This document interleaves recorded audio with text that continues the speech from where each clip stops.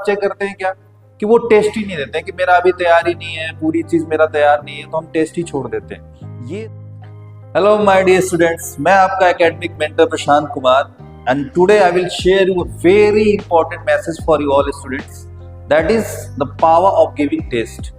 Test देने से क्या क्या बेनिफिट्स हम लोग को मिलते हैं, क्या नहीं देने से क्या नुकसान हम लोग को होंगे, उसके बारे में आज आप लोग से डिस्कस करने वाला हूँ। सबसे पहले तो टेस्ट देने के बाद क्या होता है कि हम लोग एनालाइज करते हैं। एनालाइज करने के बाद क्या फायदे मिलेंगे आपको, और नहीं एनालाइज कीजिएगा तो क्या नुकसान होगा आपको, यही चीज मैं आपको बताने वाला हूँ।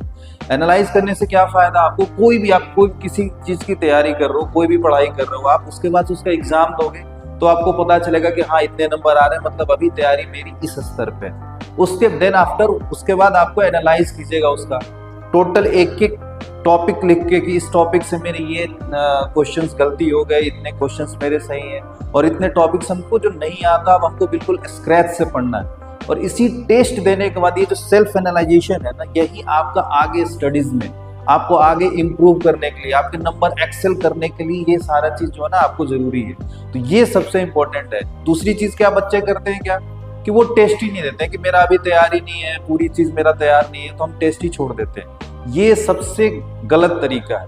आपको एनालाइज करना है, आपको जितना आता है उसमें अभी आपकी तैयारी किस स्तर पे, किस लेवल पे है, कि 30% तैयारी आपकी, 40% है, 50% है, वो अगर आप जानिएगा नहीं तो आगे की स्ट्रेटजी आप लोग कैसे बनाओगे ये जानना जरूरी है।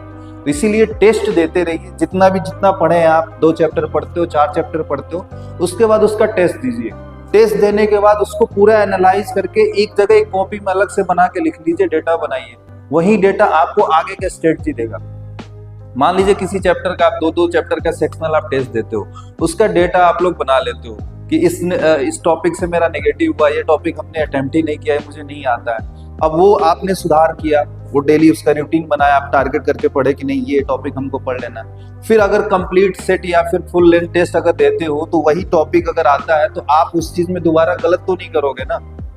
तो ये जरूरी। अगर मान लीजिए एनालाइज नहीं किए तो टेस्ट देने का फायदा क्या है, what is the benefit of giving test. अगर आप एनालाइज ही नहीं करते हो तो आप टेस्ट दो या ना दो, बात एक ही हो जाती है। तो वो आपको जैसे कम टाइम में, मान लीजिए एग्जाम है, आपको 5 दिन बचे हुए हैं, तो आप अभी आपको क्या करना है, आपको वही अपना जो डेटा बुक बनाए हुए हो उसमें से निकाल के देखना है कि एग्जैक्ट हमको किस किस टॉपिक में ज्यादा मेहनत करनी है। वो टॉपिक आप रिवाइज कर लोगे, उसके बाद इजी हो जाएगा preparation and you will do wonders in your exams.